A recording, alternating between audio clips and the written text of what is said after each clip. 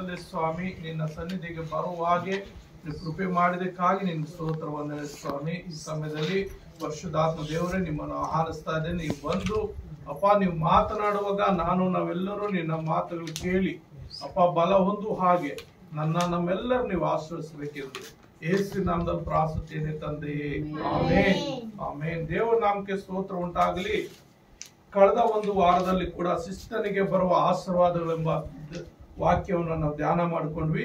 ಈ ವಾರದಲ್ಲಿ ಶಿಷ್ಟರ ಸ್ಮರಣೆಯು ಆಶೀರ್ವಾದ ಕೊಡುತ್ತದೆ, ಶಿಷ್ಟರ ಸ್ಮರಣೆಯು ಆಶೀರ್ವಾದ ಕೊಡುತ್ತದೆ ಎಂಬುದಾಗಿ ಆ ಜ್ಞಾನೋಕ್ತಿಗಳಲ್ಲಿ 10ನೇ ಅಧ್ಯಾಯ 7ನೇ ವಚನ ನಾವು ಓದಿಕೊಳ್ಳುವಾಗ ಜ್ಞಾನೋಕ್ತಿ 10ನೇ ಅಧ್ಯಾಯ 7ನೇ ವಚನ ಏನ್ ಹೇಳುತ್ತಂದ್ರೆ, ಶಿಷ್ಟನ ಸ್ಮರಣೆಯು ಆಶೀರ್ವಾದಕ್ಕಾಸ್ಪದ, ದುಷ್ಟರ ನಾಮವು ನಿರ್ನಾಮ ಎಂಬುದಾಗಿ NKJV ಬೈಬಲ್ ಅಲ್ಲಿ ನಾವು ಓದುವಂತ ಬೈಬಲ್ ಅಲ್ಲಿ ಶಿಷ್ಟರ ಸ್ಮರಣೆಯು ಆಶೀರ್ವಾದಕ್ಕಾಸ್ಪದ ಎಂಬುದಾಗಿದೆ.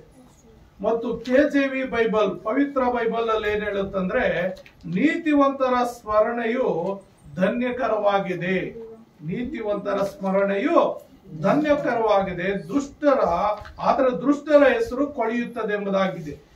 ಆದ್ರೆ ಹಾಸಿ ಬೈಬಲ್ ಅಲ್ಲಿ ನಾವು ನೋಡುವಾಗ ಸಜ್ಜನರ ಸ್ಮರಣೆ ಮಂಗಳಕರ, ದುರ್ಜನರ ಹೆಸರು ಅಸಹ್ಯಕರ ಎಂಬುದಾಗಿ. ಈ 3 ಬೈಬಲ್ಗಳಲ್ಲಿ ನಾವು ತರ್ಜುಮೆ ನೋಡುವಾಗ ನಾವು ಯೂಸ್ ಮಾಡುವಂತ ಒಂದು ಬೈಬಲ್ ಅಲ್ಲಿ ಶಿಷ್ಟರ ಸ್ಮರಣೆಯು ಆಸ್ಪದ ಎಂಬುದಾಗಿ, ಅಂದ್ರೆ ಶಿಷ್ಟನನ್ನ ಅಂದ್ರೆ ಒಳ್ಳೆಯವರನ್ನು ನೆನೆಸುವುದು ಆಶೀರ್ವಾದ ಬರುತ್ತದೆ, ಒಳ್ಳೆಯವರು ನೆನೆಸುವಾಗ ಆಶೀರ್ವಾದ ನಮ್ಗೆ ಬರುತ್ತೆ ಎಂಬುದಾಗಿ ನಾವು ವಾಕ್ಯ ನಾವು ನೋಡುತ್ತೇವೆ. ಅಂದ್ರೆ ಒಳ್ಳೆಯವರನ್ನ ನಾವೇನ್ ಮಾಡ್ಬೇಕಂದ್ರೆ ಜ್ಞಾಪಿಸ್ಕೋಬೇಕು.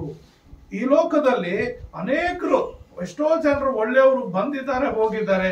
ಪ್ರಸ್ತುತ ನಾವು ನೆನೆಸ್ಕೊಳ್ಳುವುದು ಲೋಕಾನುಸಾರವಾಗಿ ಡಾಕ್ಟರ್ BR ಅಂಬೇಡ್ಕರ್ ಅವ್ರನ್ನ ಒಳ್ಳೆಯವನೆಂಬುದಾಗಿ ನೆನೆಸ್ತೀವಿ, ಇಂದಿರಾ ಗಾಂಧಿ ಅವರು ಒಳ್ಳೆಯವರನ್ನು ನೆನೆಸ್ತೀವಿ, ಮಹಾತ್ಮ ಗಾಂಧಿ ಒಳ್ಳೆಯವರಂತ ನೆನೆಸ್ತೀವಿ. ಇನ್ನು ಅನೇಕರು ಒಳ್ಳೆಯವರು ಇದ್ದಾರೆ, ಆದ್ರೆ ಅವರೆಲ್ಲ ಮರ್ತು ಹೋಗ್ತಾ ಇದೀವಿ. ಆದ್ರೆ ಬೈಬಲ್ ಅಲ್ಲಿ ಇಡೀ ಪ್ರಪಂಚ ನೆನೆಸುವಂತದ್ದು, ಇಡೀ ಪ್ರಪಂಚ ನಡೆಸುವಂತ ಒಳ್ಳೆಯವರು ಯಾರೆಂಬುದಾಗಿ ನಾವು ನೋಡುವಾಗ ಪ್ರಾಣ ಕೊಟ್ಟವನ ಸುಲುಕೊಳ್ಳುವನ ಅಥವಾ ಯೇಸುವ ಬರಬ್ಬನ. ಒಳ್ಳೆಯವನು ಯಾರೆಂದು ಹೇಳಿ ನೋಡುವಾಗ ಯೇಸು ಒಳ್ಳೆಯವನು, ಯೇಸು ಒಳ್ಳೆಯವನು, ಆತನ ನೀತಿವಂತನು, ಆತನ ಸ್ಮರಣೆ ಮಾಡುವುದು, ಆತನ ಧ್ಯಾನ ಮಾಡೋದು ನಮ್ಗೆ ಎಷ್ಟೋ ಒಳ್ಳೆಯದು. ಹಾಗಾಗಿ ಬೈಬಲ್ ಅಲ್ಲಿ ಅನೇಕ ನೀತಿವಂತರಿದ್ದಾರೆ, ಆ ಒಳ್ಳೆಯವರಿದ್ದಾರೆ. ಅದರಲ್ಲಿ ನಾವು ಒಬ್ಬ ವ್ಯಕ್ತಿಯನ್ನು ನಾವು ಉದಾಹರಣೆಗೆ ತೆಗೆದುಕೊಳ್ಳೋಣ. ನಾವು ಪ್ರಕಟಣೆಗಳಲ್ಲಿ ನೋಡುವಾಗ 14ನೇ ಅಧ್ಯಾಯ 13ನೇ ವಚನದಲ್ಲಿ ಅಲ್ಲಿ ಒಂದು ಪದ ಬರೆಯಲ್ಪಟ್ಟಿದೆ. ಆ ಪ್ರಕಟಣೆ 14ನೇ ಅಧ್ಯಾಯ 13ನೇ ವಚನದಲ್ಲಿ ಏನ್ ಬರ್ದಿದೆ ಅಂದ್ರೆ, ಪರಲೋಕದಿಂದ ಒಂದು ಶಬ್ದವು ನನಗೆ ಕೇಳಿಸಿತು, ಅದು ಇಂದಿನಿಂದ ಕರ್ತನ ಭಕ್ತರಾಗಿ ಸಾಯೋರು ಧನ್ಯರು ಎಂಬುದಾಗಿ ಬರೆ ಎಂದು ನನಗೆ ಹೇಳಿತು. ಅದಕ್ಕೆ ಆತ್ಮನು, ಹೌದು, ಅವರು ಧನ್ಯರೇ, ಅವರ ಕಷ್ಟ ತೀರಿತು, ಅವರಿಗೆ ವಿಶ್ರಾಂತಿ ಆಗುವುದು, ಅವರ ಸುಕೃತ್ಯಗಳು ಅವರೊಡನೆ ಬರುವವು ಎಂದು ಹೇಳುತ್ತಾನೆ. ಅವರ ಸುಕೃತ್ಯಗಳು ಅವರೊಡನೆ ಬರುವವು ಅಂದ್ರೆ ಇಲ್ಲಿ ನಾವು ತೆಗೆದುಕೊಳ್ಳುವಂತ ಪದ ಅವರ ಸುಕೃತ್ಯಗಳು. ಯಾರು? ನೀನು, ನಾನು, ನಾವೆಲ್ಲರೂ. ಯಾರ್ಯಾರು ಒಳ್ಳೆ ಸುಕೃತ್ಯಗಳಂದ್ರೆ ಒಳ್ಳೆ ಕಾರ್ಯಗಳು ಯಾರು ಮಾಡಿರ್ತಾರೋ ಅವ್ರ ಹಿಂದೆ ಬರ್ತದೆ ಮತ್ತು ಅಂತವರನ್ನ ನೆನೆಸ್ಕೊಳ್ತಾರೆ. ಬೈಬಲ್ ಅನುಸಾರವಾಗಿ ನಾವು ನೋಡುವಾಗ ಯೋಬನ ಒಂದು ಜೀವಿತದಲ್ಲಿ ಆತನು ಒಳ್ಳೆಯವನಾಗಿರ್ತಾನೆ, ಯಥಾರ್ಥವಂತನಾಗಿರ್ತಾನೆ, ನಿರ್ದೋಷಿ ಆಗಿರ್ತಾನೆ, ದೇವರಲ್ಲಿ ಭಯಭಕ್ತಿಯುಳ್ಳವನಾಗಿರ್ತಾನೆ. ಅಷ್ಟೇ ಅಲ್ಲದೆ 31ನೇ ಅಧ್ಯಾಯದಲ್ಲಿ, ಯೋಬನ ಗ್ರಂಥದಲ್ಲಿ 31ನೇ ಅಧ್ಯಾಯ 17ನೇ ವಚನದಲ್ಲಿ ನಾವು ನೋಡುವಾಗ, ಯೋಬನ ಗ್ರಂಥದಲ್ಲಿ 31ನೇ ಅಧ್ಯಾಯ 17ನೇ ವಚನದಲ್ಲಿ ಏನ್ ಹೇಳುತ್ತಂದ್ರೆ, ನನಗಿರುವ ತುತ್ತು ಅನ್ನದಲ್ಲಿ ಅನಾಥರಿಗೆ ಏನು ಕೊಡದೆ ನಾನೇ ಒಂಟಿಗನಾಗಿ ತಿಂದೆನು. ಅಂದ್ರೆ ಯೋಬನು ತನ್ನ ನೀತಿವಂತಿಕೆನ, ತನ್ನ ಒಳ್ಳೆಯತನ ಅಲ್ಲಿ ಪ್ರಕಟಿಸ್ಕೊಳ್ತಾ ಇದ್ದಾನೆ. ಏನಂತ ಹೇಳ್ತಾ ಇದ್ದಾನಂದ್ರೆ, ನನಗಿರುವ ತುತ್ತು ಅನ್ನದಲ್ಲಿ ಅನಾಥರಿಗೆ ಏನು ಕೊಡದೆ ನಾನು ಒಂಟಿಗನಾಗಿ ತಿಂದೆನು ಅಂತ ಹೇಳ್ತಾ ಮುಂದಕ್ಕೆ ಹೇಳ್ತಾನೆ. ಹಾಗಲ್ಲ, ನಾನು ಬಾಲ್ಯದಿಂದಲೂ ತಂದೆಯೋಪಾದಿಯಲ್ಲಿ ಅನಾಥರನ್ನು ಸಾಕುತ್ತಾ ನಾನು ಹುಟ್ಟಿದಂದಿನಲ್ಲೂ ಅನಾಥನಿಗೆ ದಾರಿ ತೋರಿಸ್ತಾ ಇದ್ದೇನಷ್ಟೇ. ಇವು 31ನೇ ಅಧ್ಯಾಯ ನಾವು ಪೂರ್ತಿ ಓದ್ಕೊಳ್ಳುವಾಗ ಅನೇಕ ಸತ್ಯಾಂಶಗಳು ಇಲ್ಲಿ ಬರೆಯಲ್ಪಟ್ಟಿದೆ. ಈ ಯೋಬನ ಗ್ರಂಥ ಒಂದು ಹಿಸ್ಟ್ರಿ ಇದ್ದಂಗೆ, ಒಂದು ಚರಿತ್ರೆ ಇದ್ದಂಗೆ. ಅಷ್ಟು ಆಳವಾಗಿ ಯೋಬನು ಈ ಒಂದು ಪುಸ್ತಕದಲ್ಲಿ ಮಾತುಗಳು ಬರೆದಿದ್ದಾನೆ. ಹಾಗಾಗಿ ಇದನ್ನೇನ್ ಹೇಳ್ತಾ ಇದ್ದಾನೆ, ಹಾಗಲ್ಲ, ನಾನು ಬಾಲ್ಯದಿಂದಲೂ ತಂದೆಯೋಪಾದಿಯಲ್ಲಿ ಅನಾಥರನ್ನು ಸಾಕುತ್ತಾ, ಅಂದ್ರೆ ಯಾರು ಬಡವರಾಗಿರ್ತಾರೋ, ಯಾರು ದಿಕ್ಕಲ್ದವರಾಗಿರ್ತಾರೋ, ಯಾರು ಹಸಿವೆಗೊಂಡಿರ್ತಾರೋ, ಯಾರು ದಾಹಗೊಂಡಿರ್ತಾರೋ ಅವ್ರನ್ನ ಏನ್ ಮಾಡ್ತಾ ಇದ್ದಂತೆ, ತಂದೆಯ ಅಪಾದಿಯಲ್ಲಿ ಸಾಕ್ತಾ ಇದ್ದಾನಂತೆ. ಮತ್ತು ಹೆಣ್ಣು ಮಕ್ಕಳನ್ನು ಅಷ್ಟೇ ಅನಾಥನಿಗೆ ದಾರಿ ತೋರಿಸುತ್ತಾ ಇದ್ದನಷ್ಟೇ ಎಂಬುದಾಗಿ ಹೇಳ್ತಾನೆ. ಹೆಣ್ಣು ಮಕ್ಕಳು ಗಂಡು ಮಕ್ಕಳಿಗೆ ಎಲ್ಲರಿಗೂ ಒಂದು ಬದುಕುವಂತ ಮಾರ್ಗ ತೋರಿಸ್ತಾ ಇದ್ದ. ಯೋಬನು ದೊಡ್ಡ ಶ್ರೀಮಂತನಾಗಿರ್ತಾನೆ ಮತ್ತು ಆತನಲ್ಲಿ ನೂರಾರು ಜನ ಹಾಳುಗಳಿರ್ತಾರೆ. ನೂರಾರು ಜನಕ್ಕೆ ಕೆಲಸ ಕೊಡುವಂತ ಒಬ್ಬ ಒಂದು ಒಳ್ಳೆ ಐಶ್ವರ್ಯವಂತನಾಗಿರ್ತಾನೆ. ಅಷ್ಟೇ ಅಲ್ಲದೆ ಆತನು ಬಟ್ಟೆ ಇಲ್ಲದವರಿಗೆ ಏನ್ ಮಾಡ್ತಾ ಇದ್ದಂತೆ, ಬಟ್ಟೆ ಇಲ್ಲದವರಿಗೆ ಹೊದಿಕೆ ಇಲ್ಲದವರಿಗೆ ಹೊದಿಕೆ ಒದಗಿಸಲ್ಪಡ್ತಾ ಇದ್ದಂತ ತನ್ನ ಕುರಿಗಳ ಉಣ್ಣೆಯಿಂದ ನೇಯಲ್ಪಟ್ಟಂತ ಬಟ್ಟೆಗಳಿಂದ ಅವರ ಏನೋ ಮಾನ ಮುಚ್ಚುತ್ತಾ ಇದೆ, ಅವರ ಮರ್ಯಾದೆ ಕಾಪಾಡ್ತಾ ಇದ್ದೇನೆ ಅಂತ ಹೇಳ್ತಾನೆ. ಆದ್ರಿಂದ ಪ್ರೇರೆ ಒಳ್ಳೆತನ ನಮ್ಮ ಹಿಂದೆ ಬರ್ತದೆ. ಆವತ್ತು ಯೋಬನು ಒಳ್ಳೆ ಕಾರ್ಯ ಮಾಡಿದ್ರಿಂದ, ತನ್ನ ಚರಿತ್ರೆಯಲ್ಲಿ ಅವನು ಬರ್ಕೊಂಡಿದ್ರಿಂದ ಆ ಮಾತುಗಳು ನಾವು ಧ್ಯಾನ ಮಾಡ್ತಾ ಇದ್ದೀವಿ. ಅಂದ್ರೆ ಒಳ್ಳೆಯವರ ಜೊತೆಯಲ್ಲಿ ನಾವು ಕೂತ್ಕೊಳ್ಳುವಾಗ, ಒಳ್ಳೆಯವರ ಜೊತೆಯಲ್ಲಿ ನಾವು ನಡೆಯುವಾಗ ನಮಗೆ ಒಳ್ಳೆಯದು ಬರುತ್ತೆ, ನಾವು ಒಳ್ಳೇದನ್ನು ಕಲಿತೀವಿ.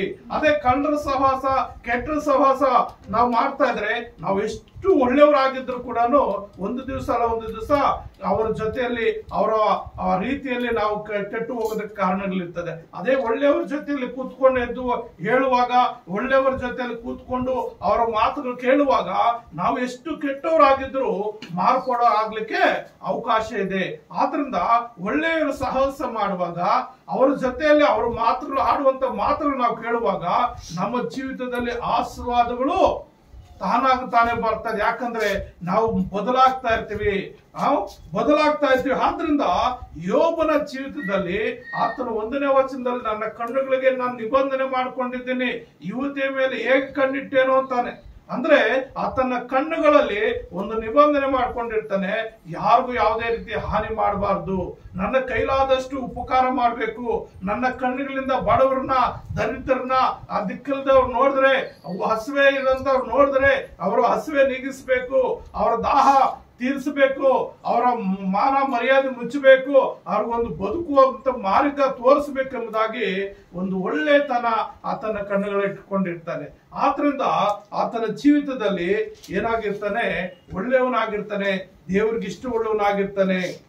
ಆದ್ರಿಂದ ಏನಾಗ್ತದೆ ಅಂದ್ರೆ ಅಲ್ಲಿ ಯೋಬನ ನೆನೆಸುವಾಗ ಖಂಡಿತ ದೇವ್ರು ಏನ್ ಮಾಡ್ತಾನೆ, ನಮ್ಮನ್ನು ಕೂಡ ಆಶೀರ್ವಾದ ಮಾಡ್ತಾನೆ. ಯೋಬನ ಮಾರ್ಗದಲ್ಲಿ ನಾವು ನಡೆಯುವಾಗ ನಮ್ಮನ್ನು ಆಶೀರ್ವಾದ ಮಾಡ್ತಾನೆ. ಎರಡನೇದಾಗಿ ನಾವು ನೋಡುವಾಗ ಒಳ್ಳೆಯವರು ತಮ್ಮ ವಿರೋಧಿಗಳಿಗಾಗಿ ಪ್ರಾರ್ಥಿಸುವರು. ಒಳ್ಳೆಯವರು ಏನ್ ಮಾಡ್ತಾರೆ, ನೀತಿವಂತರು ಅಥವಾ ಶ್ರೇಷ್ಠರು, ಒಳ್ಳೆತನ ಇರುವಂತವ್ರು ಏನ್ ಮಾಡ್ತಾರೆ ಅಂದ್ರೆ ಶತ್ರುಗಳನ್ನ ದ್ವೇಷ ಮಾಡಲ್ಲ, ಶತ್ರುಗಾಗಿ ಪ್ರಾರ್ಥನೆ ಮಾಡ್ತಾರೆ. ಏನು, ಶತ್ರುಗಳಿಗಾಗಿ ಪ್ರಾರ್ಥನೆ ಮಾಡ್ತಾರೆ. ಯೋಬನ ಜೊತೆಯಲ್ಲಿ 3 ಒಳ್ಳೆ ಸ್ನೇಹಿತರು ಇರ್ತಾರೆ. 3 ಒಳ್ಳೆ ಸ್ನೇಹಿತರಿದ್ರು ಅವ್ರು ಏನ್ ಮಾಡ್ತಾರೆ ಅಂದ್ರೆ ಯೋಬನಿಗೆ ಬಂದಂತ ಆ ಶೋಧನೆಯಲ್ಲಿ, ಯೋಬನಿಗೆ ಬಂದಂತ ಆ ಕಷ್ಟದಲ್ಲಿ ಅವರು ನೆರವಾಗಿ ಬರ್ತಾರೆ. ಆದ್ರೆ ಅನೇಕ ಮಾತುಗಳು ಯೋಬನ ವಿರುದ್ಧವಾಗಿ ಅವರು ಮಾತಾಡ್ತಾರೆ. ನೀನು ದೇವ್ರಿಗೆ ಏನೋ ತಪ್ಪು ಮಾಡಿದ್ಯಾ, ಏನೋ ದೇವ್ರ ವಿರುದ್ಧವಾಗಿ ಜೀವಿಸಿದ್ಯಾ, ಯಾವುದೋ ನಿನ್ನ ಲೋಪದೋಷಗಳಿದೆ, ಆದ್ರಿಂದ ನಿನ್ ಈ ಕಷ್ಟ ಬಂದಿದೆ, ಆಗನಿಂದ ಈ ಶ್ರಮೆ ಬಂದಿದೆ. ಹೀಗೆ ನಾನಾ ರೀತಿಯಲ್ಲಿ ಅವ್ರು ಏನ್ ಮಾಡ್ತಾ ಇರ್ತಾರೆ, ಯೋಬನ್ನ ಹಿಂಸಿಸಕ್ ಕೊಡ್ತಾ ಇರ್ತಾರೆ. ನಾವು ಒಂದು ಕಡೆಯಿಂದ ಓದ್ಕೊಂಡು ಬರುವಾಗ ಒಬ್ಬೊಬ್ಬರಾಗಿ ಯೋಬನೊಟ್ಟಿಗೆ ಮಾತನಾಡ್ತಾರೆ, ಒಬ್ಬೊಬ್ಬರಿಗೂ ಯೋಬನ ಆನ್ಸರ್ ಮಾಡ್ತಾ ಇರ್ತಾನೆ. ಆದ್ರೆ ಯೋಬನಲ್ಲಿ ಯಾವ ಒಂದು ಕಳಂಕ ಇರ್ಲಿಲ್ಲ, ಯಾವ ಒಂದು ಮಚ್ಚೆ ಇರ್ಲಿಲ್ಲ. ಆತನ ಏನ್ ಮಾಡ್ತಾನೆ ಅಂದ್ರೆ ಎಲ್ಲರೂ ಕೊನೆಗೆ ತನ್ನ ದೂಷಿಸಿದಂತ ತನ್ನಲ್ಲಿ ಅಪರಾಧ ಎಣಿಸಿದಂತ ತನ್ನ ಸ್ನೇಹಿತರಿಗಾಗಿ ಆತನ ಪ್ರಾರ್ಥಿಸುವ ಒಂದು ಅವಕಾಶ ಏನಾಗುತ್ತದೆ ದೇವರಲ್ಲಿ ಒದಗಿಸ್ಕೊಡ್ತಾನೆ ನೋಡ್ರಿ. ನಾವು ನೋಡುವಾಗ 42ನೇ ಅಧ್ಯಾಯದಲ್ಲಿ, ಯೋಬನ ಗ್ರಂಥದಲ್ಲಿ 42ನೇ ಅಧ್ಯಾಯದಲ್ಲಿ ನಾವು ನೋಡ್ತೀವಿ. ಅಲ್ಲಿ 8ನೇ ವಚನ ಕೊನೆಯ ಭಾಗದಲ್ಲಿ ನೋಡ್ತೀವಿ. ಏನಂತ ಹೇಳ್ತಾನೆ ಅಂದ್ರೆ, ನನ್ನ ದಾಸನಾದ ಯೋಬನು ನನ್ನ ವಿಷಯವಾಗಿ ಸತ್ಯವನ್ನು ನುಡಿದಂತೆ ನೀವು ನುಡಿಯಲಿಲ್ಲ ಎಂದು ಹೇಳಿದನು. ದೇವರು ಹೇಳ್ತಾ ಇದ್ದೇನೆ, ಯಾರಿಗೆ? ಯೋಬನ ಸ್ನೇಹಿತರಿಗೆ ಹೇಳ್ತಾ ಇದ್ದಾನೆ, ನನ್ನ ಸ್ನೇಹಿತನಾದಂತ ನನ್ನ ದಾಸನಾದ ಯೋಬನು ಒಳ್ಳೆ ಮಾತುಗಳು ಆಡದಂತೆ ನೀವು ಆಡ್ಲಿಲ್ಲ ಅಂದ್ರೆ, ಯೋಬನಿಗೆ ವಿರುದ್ಧವಾಗಿ, ದೇವರಿಗೆ ವಿರುದ್ಧವಾಗಿ ಇವರು ಕೆಟ್ಟ ಕೆಟ್ಟ ಮಾತುಗಳು ಬಳಸಿರ್ಬೋದು. ಆದ್ರೆ ಏನ್ ಹೇಳ್ತಾರೆ ಅವ್ರಿಗೆ, ನೀವು ನನ್ನ ಆಜ್ಞಾನುಸಾರವಾಗಿ 7 ಹೋರಿಗಳನ್ನ ಮತ್ತು 7 ಟಗರನ್ನು ತಗೊಂಡೋಗಿ ಯಜ್ಞ ಹೋಮ ಮಾಡ್ರಿ, ಮತ್ತು ನನ್ನ ಭಕ್ತನಿಗೆ ನೀವು ಕೇಳ್ರಿ, ನಮಗೋಸ್ಕರ ಪ್ರಾರ್ಥನೆ ಮಾಡ್ರಿ ಅಂತ ಹೇಳಿ.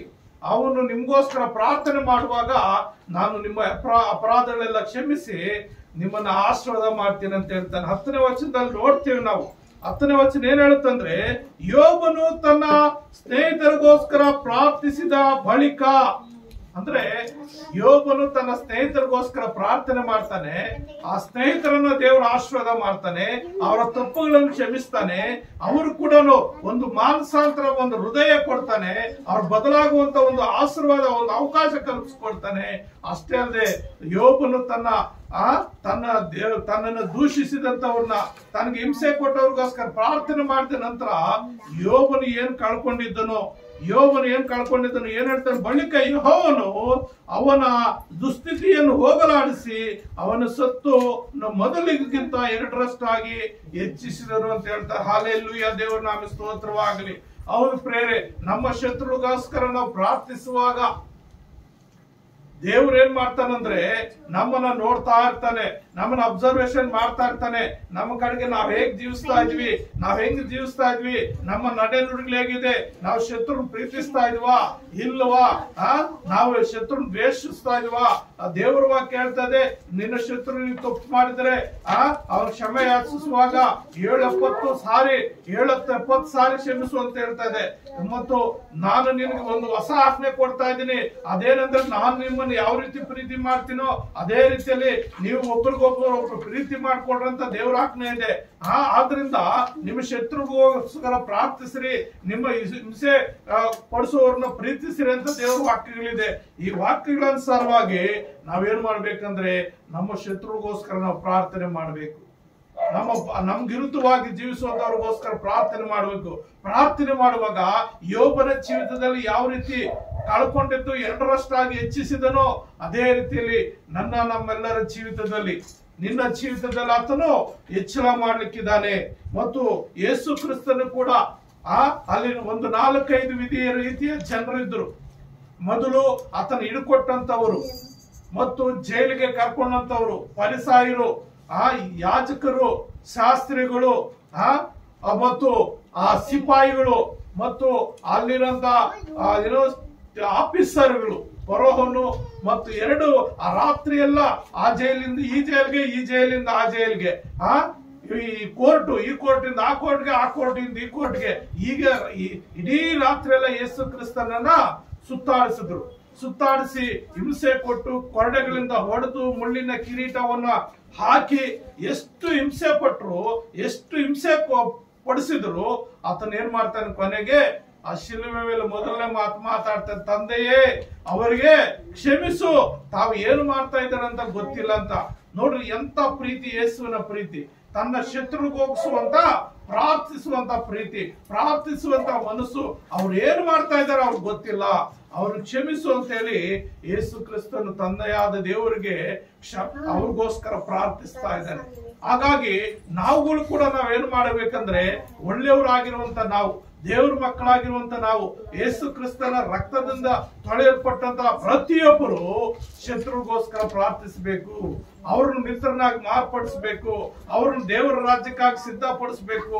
ನಮ್ಮ ಒಂದು ಪ್ರಾರ್ಥನೆ ಮುಖಾಂತರ ಒಬ್ಬನು ರಕ್ಷಣೆ ಹೊಂದಿದ್ರೆ ಪರಲೋಕದಲ್ಲಿ ದೇವದೂತರು ಸಂತೋಷ ಪಡೋದಲ್ಲದೆ ಆಶೀರ್ವಾದ, ಆ ಪ್ರತಿಫಲ, ಆ ಬಹುಮಾನ ನಮಗೆ ದೇವರು ಕೊಡ್ಲಿಕ್ಕಿದ್ದಾನೆ. ಪ್ರಿಯ ನನ್ನ ಸಹೋದರ ಸಹೋದರಿ, ಆದ್ರಿಂದ ನಾವು ಯೇಸು ಸ್ವಾಮಿ ಯಾವ ರೀತಿ ಕ್ಷಮಿಸಿ ಪ್ರಾರ್ಥಿಸಿದ್ರೋ ಅದೇ ರೀತಿಯಲ್ಲಿ ನಾವು ಕೂಡ ಪ್ರಾರ್ಥಿಸಬೇಕಾಗಿದೆ. ಮತ್ತೊಬ್ಬ ವ್ಯಕ್ತಿಯನ್ನು ನಾನು ನೋಡುವಾಗ ಆ ಅಪೊಸ್ತಲ ಕೃತ್ಯಗಳು 7ನೇ 60ನೇ ಕೊನೆಯ ವಚನದಲ್ಲಿ ನಾವು ನೋಡುವಾಗ ಅಲ್ಲಿ ಸ್ತೆಫನನು ಒಂದು ಮಾತು ಹೇಳ್ತಾನೆ, ಕರ್ತನೇ ಈ ಪಾಪವನ್ನು ಅವರ ಮೇಲೆ ಹೊರಿಸಬೇಡ. ಯಾವ ಪಾಪ? ಸ್ತೆಫನನು ದೇವ ಭಕ್ತನಾಗಿರ್ತಾನೆ, ಪ್ರಾರ್ಥನಾ ವೀರನಾಗಿರ್ತಾನೆ, ಆತ್ಮ ಪರವಶನಾಗಿರ್ತಾನೆ, ಘಂಟಾಘೋಷವಾಗಿ ಯೇಸು ಕ್ರಿಸ್ತನ ಕಾರ್ಯಗಳು ಆತನ ಪ್ರಕಟಿಸುತ್ತಾ ಯೇಸು ಕ್ರಿಸ್ತನ ಸುವಾರ್ತೆ ಸಾರುವಾಗ ಅಲ್ಲಿನ ಜನರೆಲ್ಲ ಆತನ ಕಲ್ಲುಗಳಿಂದ ಹೊಡೆದು ಸಾಯಿಸ್ತಾರೆ, ಕಲ್ಲುಗಳಿಂದ ಹೊಡೆದು ಸಾಯಿಸ್ತಾರೆ. ಅದಕ್ಕೆ ಮುಖ್ಯಸ್ಥನಾಗಿದ್ದ ಈಗಿನ ಪೌಲನು ಆಗಿನ ಸೌಲನಾಗಿರ್ತಾನೆ. ಆ ಸೌಲನು ಅವನು ಸಾಯಿಸುವುದಕ್ಕೆ ಅನುಮತಿ ಕೊಡುವಂತ ಒಂದು ಅಧಿಕಾರ ಅವನು ಹೊಂದಿರ್ತಾನೆ, ಅನುಮತಿ ಕೊಡ್ತಾನೆ. ಅಂತ ಸಂದರ್ಭದಲ್ಲಿ ಕಲ್ಲುಗಳಿಂದ ಹೊಡೆದು ಆತನ ಸಾಯಿಸುವಾಗ ಆತನ ಏನ್ ಹೇಳ್ತಾ ಇದ್ದಾನೆ, ಕರ್ತನೇ ಈ ಪಾಪವನ್ನು ಅವರ ಮೇಲೆ ಹೊರಿಸಬೇಡ. ಅಂದ್ರೆ ಅವ್ರು ಏನು ಮಾಡ್ತಾ ಇದಾರೆ ಗೊತ್ತಿಲ್ಲದೆ ಪಾಪ ಮಾಡ್ತಾ ಇದ್ದಾರೆ. ನನ್ನ ಸಾಯಿಸುವಂತ ಆ ಒಂದು ಪಾಪ ಅವರ ಮೇಲೆ ಹೊರಿಸಬೇಡ ಅಂತ ಹೇಳಿ ಆತನ ಗಟ್ಟಿಯಾಗಿ ಕೂಗಿ ತನ್ನ ಪ್ರಾಣವನ್ನು ದೇವ್ರ ಕೈ ಒಪ್ಪಿಸ್ಕೊಡ್ತಾನೆ. ಆದ್ರಿಂದ ಏನು ಸ್ತೆಫನಲ್ಲಿ ಏನಿತ್ತಂದ್ರೆ ಪ್ರೀತಿಸುವಂತ ಸ್ವಭಾವ, ಪ್ರಾರ್ಥಿಸುವಂತ ಸ್ವಭಾವ, ಕ್ಷಮಿಸುವಂತ ಸ್ವಭಾವ. ಅಂತವರು ನೆನೆಸುವಾಗ, ಅವನ್ನ ನಮ್ಮ ಜೀವಿತದಲ್ಲಿ ನಾವು ಅಳವಡಿಸಿಕೊಳ್ಳುವಾಗ, ಅಂತ ಒಂದು ಮಾರ್ಗದಲ್ಲಿ ನಾವು ನಡೆಯುವಾಗ ಆ ಸಿಸ್ಟರ ಸ್ಮರಣೆ ನಮ್ಗೆ ಏನ್ ಮಾಡ್ತದೆ? ಆಶೀರ್ವಾದ ಕೊಡುವಂತದ್ದಾಗಿದೆ, ಆಶೀರ್ವಾದ ತರುವಂತಾಗಿದೆ. ಒಳ್ಳೆಯವರು, ಮೂರನೇದಾಗಿ ನಾವು ನೋಡುವಾಗ ಒಳ್ಳೆಯವರು ದೇವರ ಮಾತನ್ನು ಕೇಳುವರು. ಅಂದ್ರೆ ಶಿಷ್ಟನು ದೇವರ ಮಾತನ್ನು ಕೇಳ್ತಾನೆ. ಒಳ್ಳೆಯವನು ಅಂದ್ರೆ ನಾವು ನೋಡುವಾಗ ಯೇಸು ತಂದೆಯ ಮಾತನ್ನು ಕೇಳಿದನು ಮತ್ತು ನೆರವೇರಿಸಿದನು. ಏನು ಕೇಳಿದನು, ಏನು ನೆರವೇರಿಸುವಂತ ಹೇಳುವಾಗ ಯೇಸು ಕ್ರಿಸ್ತನ ಲೋಕಕ್ಕಾಗಿ ಆ ಮಹಾ ಪದವಿಯನ್ನು ಬಿಟ್ಟು, ಪರಲೋಕದಲ್ಲಿರುವ ಎಲ್ಲವನ್ನು ಬಿಟ್ಟು ಈ ಭೂಲೋಕಕ್ಕೆ ಬರಬೇಕಾಗುತ್ತೆ. ಇಡೀ ಲೋಕ ರಕ್ಷಣೆಗಾಗಿ ತಂದೆಯ ಆಜ್ಞೆ ಪ್ರಕಾರ ಈ ಲೋಕಕ್ಕೆ ಬಂದನು. ಯಾವ ರೀತಿ ಬಂದನು? ತಂದೆಯ ಆಜ್ಞೆ ಪ್ರಕಾರ ಅಂತ ನಾವು ನೋಡುವಾಗ ನಾವು ನೋಡುತ್ತೇವೆ ಫಿಲಿಪಿಯವರು ಬರೆದ ಪತ್ರಿಕೆಯಲ್ಲಿ 6ನೇ ಅಧ್ಯಾಯದಿಂದ 2ನೇ ಅಧ್ಯಾಯ 6ನೇ ವಚನದಿಂದ, ಫಿಲಿಪಿದವರು ಬರೆದ ಪತ್ರಿಕೆ 2ನೇ ಅಧ್ಯಾಯ 6ನಿಂದ 8 ವಚನಗಳಲ್ಲಿ ನಾವು ನೋಡುವಾಗ ಇಲ್ಲಿ ಏನ್ ಹೇಳುತ್ತಂದ್ರೆ, ಆತನು ದೇವ ಸ್ವರೂಪನಾಗಿದ್ದರು ದೇವರಿಗೆ ಸರಿಸಮಾನನಾಗಿರುವುದೆಂಬ ಅಮೂಲ್ಯ ಪದವಿಯನ್ನು ಬಿಡಲಲ್ಲೆನು ಎಂದೆನಿಸದೆ ತನ್ನನ್ನು ಬರಿದು ಮಾಡಿಕೊಂಡು ದಾಸನ ರೂಪವನ್ನು ಧರಿಸಿಕೊಂಡು ಮನುಷ್ಯರಿಗೆ ಸಾದೃಶ್ಯನಾದನು ಎಂಬುದಾಗಿ. ಅಂದ್ರೆ ದಾಸನ ರೂಪವನ್ನು ಧರಿಸಿಕೊಂಡು ಆತನ ಏನಾಗ್ತಾ ಇದ್ದಾನೆ? ಮನುಷ್ಯರಿಗೆ ಸಾದೃಶ್ಯನಾಗ್ತಾ ಇದ್ದಾನೆ. ಅಂದ್ರೆ ಆ ದೇವ ಪರಲೋಕದಲ್ಲಿರುವ ಎಲ್ಲ ಮಹಿಮ ಪ್ರಭಾವ, ಕೆರೂಬಿರು, ಶರಾಫಿರು, ದೂತರು ಎಲ್ಲರ ಸ್ತುತಿಸುವಂತ ಮಹಾಪದವಿಯನ್ನು ಬಿಟ್ಟು ಆತನ ಏನ್ ಮಾಡ್ತಾ ಇದ್ದಾನೆ? ತನ್ನನ್ನು ಬರಿದು ಮಾಡಿಕೊಂಡು, ಅಂದ್ರೆ ಏನಿಲ್ಲದೆ ಯೇಸು ಕ್ರಿಸ್ತ ಲೋಕಕ್ಕೆ ಬರುವಾಗ ಕನ್ಯೆ ಮರಿಯಳ ಗರ್ಭದಲ್ಲಿ ಬೆತ್ತಲೆಯಾಗಿ ಜನಿಸಿ ಬಂದನು. ಆತನ ಹಾಗೆ ಬರ್ಬೋದಾಗಿತ್ತು, ದೇವನಾಗಿದ್ದನಲ್ಲ, ಹಾಗೆ ಬರ್ಬೋದಾಗಿತ್ತು. ಆದರೆ ಮನುಷ್ಯರ ಒಂದು ಪಾಪ ಕ್ಷಮಾಪಣೆಗಾಗಿ ಮನುಷ್ಯನಾಗಿ ಆತನು ಕೊಲ್ಲಲ್ಪಡಬೇಕಾಯ್ತು, ಮನುಷ್ಯನಾಗೆ ಮರಣ ಶಿಕ್ಷೆ ಅನುಭವಿಸಬೇಕಾಯ್ತು.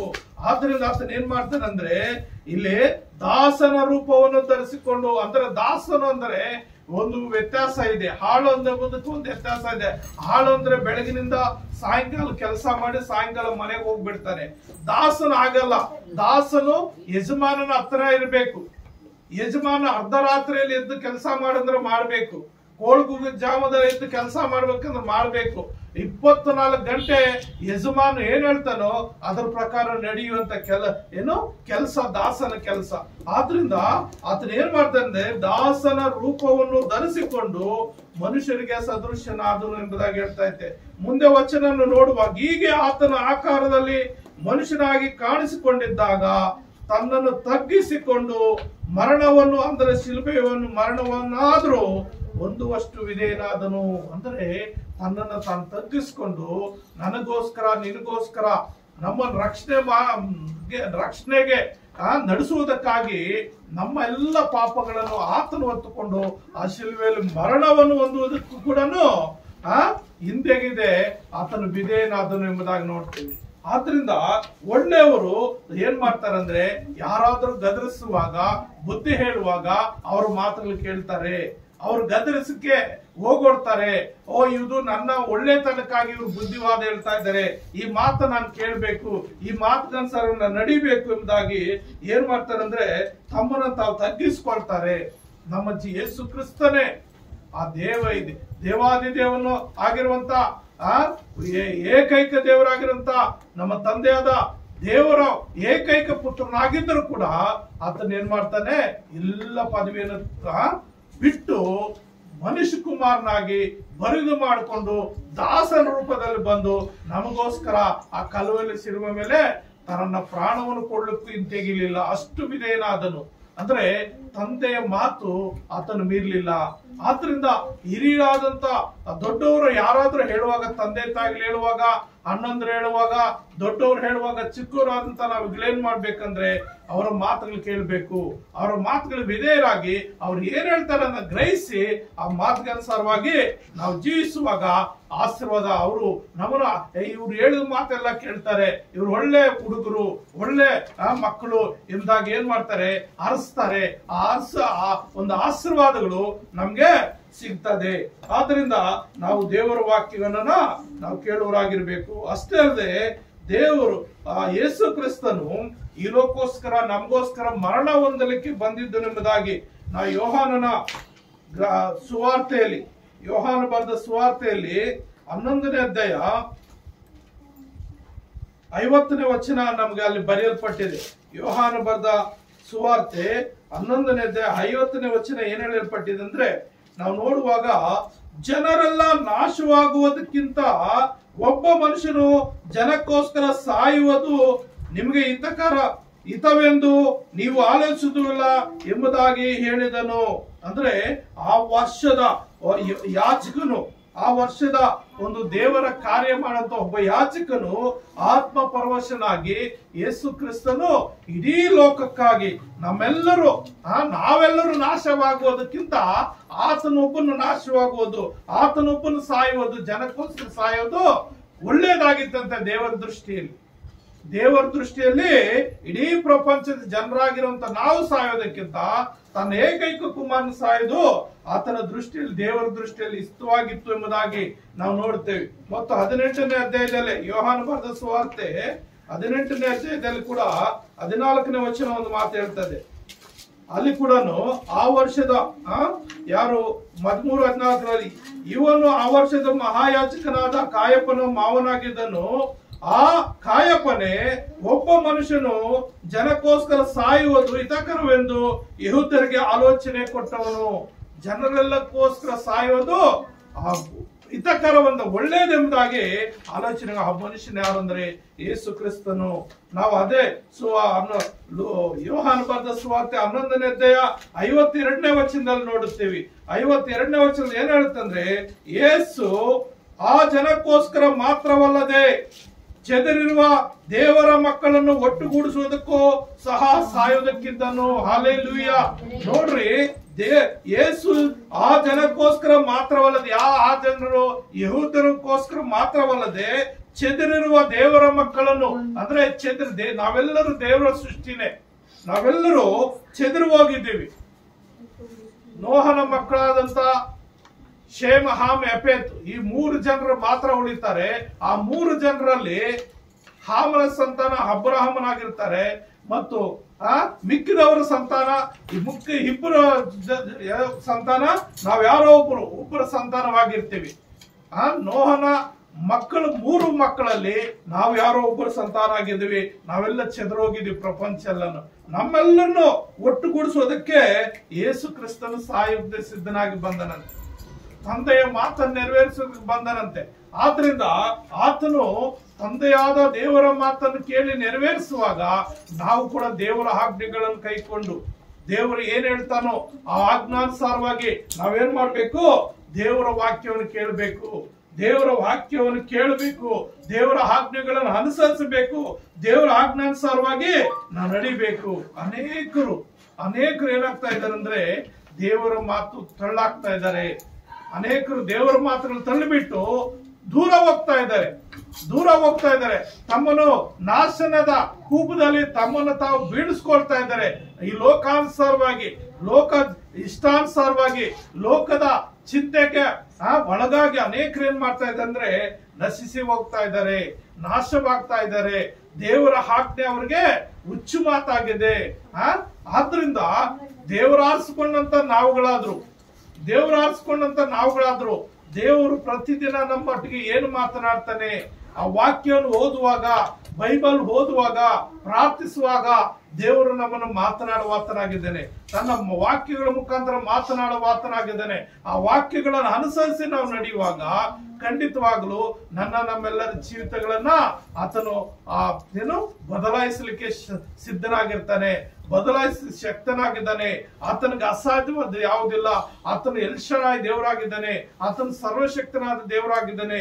ಆದ್ರಿಂದ ನಾವೇನಾಗಿರ್ಬೇಕಂದ್ರೆ ಶಿಸ್ತರನ್ನ ನೆನೆಸಬೇಕು. ಅಂದ್ರೆ ನಮ್ಮ ಹಿಂದಿನ ದಿನಗಳಲ್ಲಿ ನಮಗೆ ಹಿರಿಯರಾಗಿರುವಂತವರು ಒಳ್ಳೆಯ ಮಾರ್ಗದಲ್ಲಿ ಯಾರು ನಡೀತಾ ಇದ್ದಾರೆ, ಯಾರು ನಮಗೆ ಮಾರ್ಗದರ್ಶನ ಕೊಟ್ಟು ಹೋಗಿದ್ದಾರೆ, ಅದನ್ನ ನಾವು ಬೈಬಲ್ ಧ್ಯಾನ ಮಾಡುವಾಗ ಬೈಬಲ್ ಅಲ್ಲಿ ಹಳೆಯ ಒಡಂಬಡಿಕೆಯಲ್ಲಿ ಎಷ್ಟೋ ಗಣ್ಯ ವ್ಯಕ್ತಿಗಳು ನಮ್ಗೆ ಮಾದರಿ ತೋರಿಸೋಗಿದ್ದಾರೆ. ಅವ್ರಿಗೆ ಎಷ್ಟೇ ಕಷ್ಟಗಳು ಬಂದ್ರು, ಎಷ್ಟೇ ಶ್ರಮೆಗಳು ಬಂದ್ರು, ಎಷ್ಟೇ ಶೋಧನೆಗಳು ಬಂದ್ರು, ಅವರನ್ನು ದೇವರು ಬಿಡದೆ ದೇವರ ಆಜ್ಞಾನುಸಾರವಾಗಿ ಜೀವಿಸಿ, ದೇವರ ಚಿತ್ತಾನುಸಾರ ಜೀವಿಸಿ ಅನೇಕರು ಪಾಪ ಮಾಡಿದ್ರು ಅವನ ದೇವರ ಹತ್ರ ಕ್ಷಮೆ ಯಾಚಿಸಿ ಮಾನಸಾಂತರ ಹೊಂದಿ ಮತ್ತು ಅವರ ಜೀವಿತಗಳನ್ನ ಸರಿ ಮಾಡಿಕೊಂಡು ನಮ್ಗೆ ಮಾದರಿ ಬಿಟ್ಟು ಹೋಗಿದ್ದಾರೆ. ಯೋಸೇಫನ ಜೀವಿತದಲ್ಲಿ ಎಷ್ಟು ಶೋಧನೆ ಬಂದ್ರು ಆತನ ದೇವರನ್ನು ಬಿಡ್ಲಿಲ್ಲ.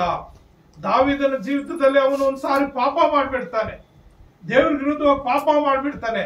ಒಬ್ಬ ಪ್ರವಾದಿ ಮುಖಾಂತರ ಎಚ್ಚರಿಸುವಾಗ ಅವನು ತನ್ನ ತಪ್ಪನ್ನು ತಾನು ತಿಳಿದುಕೊಂಡು ದೇವರ ಹತ್ರ ಪಶ್ಚಾತ್ತಾಪಟ್ಟು, ಅಪ್ಪ ನಿನಗೆ ನಾನು ತಪ್ಪು ಮಾಡಿದ್ದೇನೆ, ನಿನ್ನ ಮುಂದೆ ನಾನು ತಪ್ಪು ಮಾಡಿದ್ದೇನೆ, ನನ್ ಕ್ಷಮಿಸಪ್ಪ, ನನ್ ರಕ್ಷಿಸಪ್ಪ, ನನ್ ಕಾಪಾಡಪ್ಪ ಅಂತೇಳಿ ದೇವರ ಹತ್ರ ಕ್ಷಮೆ ಯಾಚಿಸಿ ಮತ್ತೆ ದಾವೀದನು ದೇವರಿಗೆ ಹೃದಯಾನುಸಾರನಾಗಿ ಜೀವಿಸಿದನು. ಅಷ್ಟು ತನ್ನ ಜೀವಿತವನ್ನು ಬದಲ ಮಾಡಿಕೊಂಡ. ಯಾಕಂದ್ರೆ ದೇವರ ಆಜ್ಞೆ ಕೇಳಬೇಕಾಗಿದೆ, ದೇವರ ಆಜ್ಞೆ ಕೇಳಬೇಕು. ದೇವರ ಆಜ್ಞೆ ಕೇಳುವಾಗ, ದೇವರ ಮಾತುಗಳು ಕೇಳುವಾಗ ದೇವರು ನಮ್ಮನ್ನ ಇತರ ಮುಂದೆ ನಮ್ಮನ್ನು ಕೂಡ ನಮ್ಮ ಸಾಕ್ಷಿ ಆತನ ಹೇಳುವ ಆತನಾಗಿರ್ತಾನೆ. ಸತ್ಯವೇದದಲ್ಲಿ ನಾವು ನೋಡುವಾಗ ಯೋಬನ ಒಂದು ಜೀವಿತದಲ್ಲಿ ಏನಾಗಿರ್ತದೆ, ಅವನು 1ನೇ ಅಧ್ಯಾಯ 8ನೇ ವಚನದಲ್ಲಿ ನಾವು ನೋಡ್ತೀವಿ. ಯೋಬನ ಗ್ರಂಥದಲ್ಲಿ 1ನೇ ಅಧ್ಯಾಯ 8ನೇ ವಚನ ಏನ್ ಹೇಳ್ತದೆ, ಅಲ್ಲಿ ಒಬ್ಬ ಸೈತಾನನಿಗೆ ಹೇಳ್ತಾ ಇದ್ದಾನೆ. ಏನು, ಸೈತಾನನಿಗೆ ಯೋಬನ ಬಗ್ಗೆ ಸಾಕ್ಷಿ ಹೇಳ್ತಾ ಇದ್ದಾನೆ. ಆಗ ಯೆಹೋವನು ತನ್ನ ದಾಸನಾದ ಯೋಬನ ಮೇಲೆ ಗಮನ ಇಟ್ಟೆಯ, ನನ್ನ ದಾಸನಾದ ಯೋಬನ ಮೇಲೆ ಗಮನವಿಟ್ಟೆಯ, ಅವನು ದೇವರಲ್ಲಿ ಭಯಭಕ್ತಿಯುಳ್ಳನಾಗಿ, ಏನು, ಮೊದಲು ದೇವರಲ್ಲಿ ಭಯಭಕ್ತಿಯುಳ್ಳನಾಗಿದ್ದಾನೆ. ಎರಡನೇದಾಗಿ ಕೆಟ್ಟದ್ದನ್ನು ನಿರಾಕರಿಸುತ್ತಾ, ಕೆಟ್ಟದೇನಿದೆಯೋ ಅದನ್ನೆಲ್ಲ ನಿರಾಕರಿಸ್ತಾ ಇದ್ದಾನೆ. ತನ್ನ ಹತ್ರ ತಗೊಳ್ತಾ ಇಲ್ಲ. ಅದನ್ನ ಕೆಟ್ಟದ್ ಏನಿದೆ ಅದು ಎಷ್ಟೇ ಒಳ್ಳೇದಾಗಿರ್ಲಿ, ಅದು ಕೆಟ್ಟದ ಅನ್ಸ್ಮೇಲೆ ಅದನ್ನ ಹತ್ರ ತತ್ಕೊಳ್ತಾ ಇಲ್ಲ. ನಿರ್ದೋಷಿಯು ಅಂದ್ರೆ ಯಾವ ಒಂದು ಪಾಪ ಇಲ್ಲದೆ, ಯಾವ ಒಂದು ಕೆಟ್ಟ ಆಲೋಚನೆ ಇಲ್ಲದೆ ಯಥಾರ್ಥವಾಗಿ ನಿರ್ದೋಷಿಯು ಮತ್ತು ಯಥಾರ್ಥ ಚಿತ್ತನೂ ಆಗಿದ್ದಾನೆ. ಯಥಾರ್ಥತೆ, ತಾಯಿಯ ಗರ್ಭದಲ್ಲಿ ಹುಟ್ಟಿದಂತ ಮಗು, ಸಣ್ಣ ಮಕ್ಕಳು ಯಾವ ರೀತಿ ಯಥಾರ್ಥವಾಗಿರ್ತಾರೆ, ಅವರು ಮಕ್ಕಳು ಸ್ವಲ್ಪ ಸಮಯ ಜಗಳ ಮಾಡ್ಕೊಂಡ್ರು ಮತ್ತೆ ಹಾಗೆ ಆಟ ಆಡ್ಕೊಳ್ತಾ ಇರ್ತಾರೆ, ಮತ್ತೆ ಒಂದಾಗ್ತಾ ಇರ್ತಾರೆ. ಅಂದ್ರೆ ಅವರಲ್ಲಿ ಕೋಪದೇಶ ಇರೋದಿಲ್ಲ, ಅವರಲ್ಲಿ ಏನಿದ್ರು ಯಥಾರ್ಥತೆ ಇರ್ತದೆ. ಆ ಯಥಾರ್ಥತೆ ಯೋಬನಲ್ಲಿತ್ತು. ನೋಡು, ಒಬ್ಬ ಸಾಮಾನ್ಯ ಮನುಷ್ಯನ ಬಗ್ಗೆ ದೇವಾದಿ ದೇವನೇ ಒಬ್ಬ ಸೈತಾನನಿಗೆ, ದೂಷಕನಿಗೆ ಯೋಬನ ಬಗ್ಗೆ ಸಾಕ್ಷಿ ಹೇಳ್ತಾ ಇದ್ದಾನೆ. ಯಾಕೆಂದ್ರೆ ಯೋಬನು ದೇವರ ಆಜ್ಞೆ ಮೀರಿ ನಡೆದಿಲ್ಲ, ದೇವರ ಆಜ್ಞಾನುಸಾರವಾಗಿ ಅವನು ನಡೆದಿದ್ದಾನೆ, ದೇವರ ಭಯಭಕ್ತಿಯಲ್ಲಿ ನಡೆದಿದ್ದಾನೆ. ಪ್ರತಿದಿನ ತನ್ನ ಮಕ್ಕಳಿಗೂ ಏನಾದ್ರೂ ದೇವ್ರ ವಿರುದ್ಧವಾಗಿ ತಪ್ಪು ಮಾಡಿದ್ದಾರೆ ಅಂತ ಹೇಳಿ ತನ್ನ ಮಕ್ಕಳಿಗೋಸ್ಕರ ಯಜ್ಞಾರ್ಪಣೆ ಮಾಡಿ ಪ್ರತಿಯೊಬ್ಬ ಮಗನಿಗೋಸ್ಕರ ಒಂದು ಯಜ್ಞಗಳನ್ನು ಸಮರ್ಪಿಸಿ ಮಕ್ಕಳನ್ನ ಶುದ್ಧರಾಗಿ ಮಾಡ್ತಾ ಇದ್ದ. ದೇವರ ಆಜ್ಞೆ ಒಂದು ಮೀರದೆ ಯೋಬನು ಜೀವಿಸಿದ್ರಿಂದ ಆ ಯೋಬನ ಬಗ್ಗೆ ಸಾಕ್ಷಿ ಹೇಳ್ತಾ ಇದ್ದಾರೆ. ಅದೇ ಸಾಕ್ಷಿ ನಾವು ಕೂಡ ಇರ್ಬೇಕಂತೇಳಿ ಕೊನೆಯದಾಗ ಆತನ ನಮ್ಗೊಂದು ಆಜ್ಞೆ ಕೊಟ್ಟಿದ್ದಾನೆ. ಕೊನೆಯದಾಗಿ ಒಂದು ಆಜ್ಞೆ ಕೊಟ್ಟಿದ್ದಾನೆ. ಇಲ್ಲಿ ಯೋಬ 1:8 ಅಪೊಸ್ತಲ ಕೃತ್ಯಗಳಲ್ಲಿ ಕೂಡ 1ನೇ ಅಧ್ಯಾಯ 8ನೇ ವಚನದಲ್ಲಿ, ಅಪೊಸ್ತಲ ಕಾರ್ಯಗಳು 1ನೇ ಅಧ್ಯಾಯ 8ನೇ ವಚನದಲ್ಲಿ ಏನಂತಂದ್ರೆ ಆ ಕೊನೆ ಮಾತು, ಯೇಸು ಕ್ರಿಸ್ತನು ಈ ಭೂಮಿ ಮೇಲೆ ಆರೋಹಣವಾಗುವಾಗ ಕೊನೆ ಮಾತು ನಮ್ಗೂ ಕೊಟ್ಟಿರೋದೇನಂದ್ರೆ, ಆದರೆ ಪವಿತ್ರಾತ್ಮ ನಿಮ್ಮ ಮೇಲೆ ಬರಲು. ಅಂದ್ರೆ ಮೊದಲೇ ಆತನು ಹೇಳಿದ್ದ, ಭೂಮಿ ಮೇಲೆ ಜೀವಿಸುವಾಗ ನಾನು ಹೋಗ್ತೀನಿ, ನಾನು ಹೋದ ನಂತರ ನಿಮ್ಗೆ ಬೇರೊಬ್ಬ ಸಹಾಯ ಕಳಿಸ್ತೀನಿ. ಆತನ ಯಾರಂದ್ರೆ ಸತ್ಯದಾತ್ಮನು, ಪವಿತ್ರಾತ್ಮ ನಿಮ್ಮೊಟ್ಟಿಗೆ ಬರ್ತಾನೆ. ಪವಿತ್ರಾತ್ಮ ನಿಮ್ಮ ಮೇಲೆ ಬರಲು ನೀವು ಬಲವನ್ನು ಹೊಂದಿ, ಅಂದ್ರೆ ದೇವರ ಒಂದು ಅಭಿಷೇಕವನ್ನು ಬಲವನ್ನು ಹೊಂದಿ ಯೆರೂಸಲೇಮಿನಲ್ಲಿಯೂ ಎಲ್ಲಾ ಯೂದಾಯದಲ್ಲಿಯೂ ಸಮಾರ್ಯ ಸೀಮೆಗಳಲ್ಲಿಯೂ ಭೂಲೋಕದ ಕಟ್ಟಕಡೆಯವರೆಗೂ ನನಗೆ ಸಾಕ್ಷಿಗಳಾಗಿರ್ಬೇಕು ಅಂದನು. ಹಲ್ಲೆಲೂಯ. ಏನಂತೆ ದೇವರ ಆಜ್ಞೆ ಕೊನೆ ಆಜ್ಞೆ ಏನ್ ಕೊಟ್ಟಿದಂದ್ರೆ, ಭೂಲೋಕದ ಕಟ್ಟಕಡೆಯವರೆಗೂ ನೀವು ಸಾಕ್ಷಿಗಳಾಗಿರ್ಬೇಕು, ನೀವು ಒಳ್ಳೆಯವರಾಗಿರ್ಬೇಕು, ನಿಮ್ಮ ಸುಕೃತ್ಯಗಳು ನಿಮ್ಮ ಹಿಂದೆ ಬರಬೇಕು, ನಿಮ್ಮನ್ನ ಬೇರೆಯವ್ರು ನೆನೆಸಬೇಕು, ನಿಮ್ಮ ಜೊತೆಯಲ್ಲಿ ಬೇರೆಯವರು ಸಹವಾಸ ಮಾಡಬೇಕು. ಮತ್ತು ದೇವರ ಮಕ್ಕಳಾಗಿ ನೀವು ಜೀವಿಸುವಾಗ ನಿಮ್ಮನ್ನ ನೋಡಿ ನಿಮ್ಮ ಮುಖಾಂತರ ಅನೇಕರು ದೇವರ ಕಡೆಗೆ ಬರಬೇಕು, ನಿಮ್ಮ ಮುಖಾಂತರ ಅನೇಕರಿಗೆ ಆಶೀರ್ವಾದ ಸಿಗಬೇಕು. ಸಿಸ್ಟರ ಸ್ಮರಣೆಯು ಆಶೀರ್ವಾದವನ್ನು ಕೊಡ್ತದೆ. ಸಿಸ್ಟರನ್ನ ಒಳ್ಳೆಯವರು ನೆನೆಸುವಾಗ, ಆ ಒಳ್ಳೆಯವರ ಮಾರ್ಗದಲ್ಲಿ ನಡೆಯುವಾಗ ಆ ಒಂದು ಮಾರ್ಗದರ್ಶನ ನಮಗೆ ಆಶೀರ್ವಾದ ಕೊಡ್ತದೆ. ಸಿಸ್ಟರ ಸ್ಮರಣೆಯು ಆಶೀರ್ವಾದಕ್ಕೆ ಆಸ್ಪದ. ಹತ್ತರಿಂದ ಪ್ರಿಯರೇ, ನಾವು ಏನಾಗಿರ್ಬೇಕಂದ್ರೆ ಒಳ್ಳೆಯವರು ನಮ್ಮ ಹಿಂದೆ ದೇವರು ನಮ್ಗೆ ಕೊಟ್ಟಿರುವಂತಹ ಒಳ್ಳೆಯವರು ಯಾರ್ಯಾರಿದ್ದಾರೋ ಅವ್ರ ಸ್ಮರಿಸೋಣ. ಅವ್ರ ಸ್ಮರಿಸಿ ಅವರನ್ನ ನಾವು ಮಾರ್ಗದರ್ಶವಾಗಿ ಮಾಡಿಕೊಂಡು ಅವರ ಆ ಮಾರ್ಗದರ್ಶನದಲ್ಲಿ ನಮ್ಗೊಂದು ಯೇಸು ಕ್ರಿಸ್ತನ ಮಾರ್ಗ ತೋರಿಸ್ಕೊಟ್ಟಿದ್ದಾನೆ. ನಾವು ನಿಮ್ಗೆ ಮಾದರಿಯನ್ನು ತೋರಿಸ್ಕೊಟ್ಟಿದ್ದೇನೆ ಅಂತ ಹೇಳ್ತಾನೆ ಯೇಸು ಕ್ರಿಸ್ತನು. ಹಾಗಾಗಿ ಯೇಸು ಕ್ರಿಸ್ತನ ಮಾದರಿಯಲ್ಲಿ ನಾವು ಜೀವಿಸುತ್ತಾ ಆಶೀರ್ವಾದಗಳು ಹೊಂದಿಕೊಳ್ಳೋಣ. ದೇವರ ಮಾತುಗಳಿಂದ ನಮ್ಮನ್ನು ಆಶೀರ್ವದಿಸಲಿ. ಪ್ರಾರ್ಥನೆ ಮಾಡಿಕೊಳ್ಳೋಣ. ಪ್ರೀತಿಯುಳ್ಳ ಯೆಸಯ್ಯ, ನಿನ್ನ ಪರಿಶುದ್ಧವಾದ ನಾಮ ಸ್ತೋತ್ರ ವಂದನೆ ಸ್ವಾಮಿ. ನೀನ್ ಒಳ್ಳೆಯವನು ಸ್ವಾಮಿ. ಅಪ್ಪ, ನೀನ್ ಒಳ್ಳೆ ಕಾರ್ಯ ಮಾಡುವಂತ ದೇವರು ಸ್ವಾಮಿ. ಹಾಗೆ ಸ್ವಾಮಿ, ಒಳ್ಳೆಯವರು ಅಪ್ಪ, ಒಳ್ಳೆಯವರು ನೆನೆಸುವಾಗ ಸ್ವಾಮಿ ಅವರ ಮುಖಾಂತರ ನಮ್ಗೆ ಆಶೀರ್ವಾದಗಳು ಸಿಗುತ್ತೆ ಎಂಬುದಾಗಿ, ಅದರಲ್ಲಿ ಅಪ್ಪ ವಿಶೇಷವಾಗಿ ನೀನು ಒಳ್ಳೆಯವನಾಗಿ ನೀನು ತಂದೆ ಚಿತ್ತವನ್ನು ನೆರವೇರಿಸುವುದಕ್ಕಾಗಿ, ನಮಗೋಸ್ಕರ ಪ್ರಾಣವನ್ನು ಕೊಟ್ಟುವುದಕ್ಕಾಗಿ ಅಪ್ಪ, ನಮ್ಮ ಪಾಪ ಅಪರಾಧ ಕ್ಷಮಿಸುವನಾಗಿ ಅಪ್ಪ ನಮ್ಗೆ ಒಂದು ಮಾದರಿಯಾಗಿ ನೀನು ತೋರಿಸ್ಕೊಟ್ಟಿದ್ದಾಗಿದೆಯಪ್ಪ. ಹಾಗಾಗಿ ನಿನ್ನ ಒಳ್ಳೆಯತನದಲ್ಲಿ ಒಳ್ಳೆಯ ಮಾರ್ಗದಲ್ಲಿ ನಾವು ನಡೆಸಿಕೂಡ ನಾವು ಕೂಡ ಆಶೀರ್ವಾದ ಹೊಂದುವ ಹಾಗೆ ನಮ್ಮೆಲ್ಲರೂ ನೀವು ಆಶೀರ್ವದಿಸಬೇಕೆಂಬುದಾಗಿ, ಈ ವಾಕ್ಯ ಕೇಳುವ ಪ್ರತಿಯೊಬ್ಬೊಬ್ಬರು ನೀನು ಆಶೀರ್ವದಿಸಬೇಕೆಂಬುದಾಗಿ ಯೇಸು ಕ್ರಿಸ್ತನ ಹೆಸರಿನಲ್ಲಿ ಪ್ರಾರ್ಥನೆ ಬೇಡುತ್ತೇನೆ ತಂದೆಯೇ. ಆಮೆನ್. ಆಮೆನ್.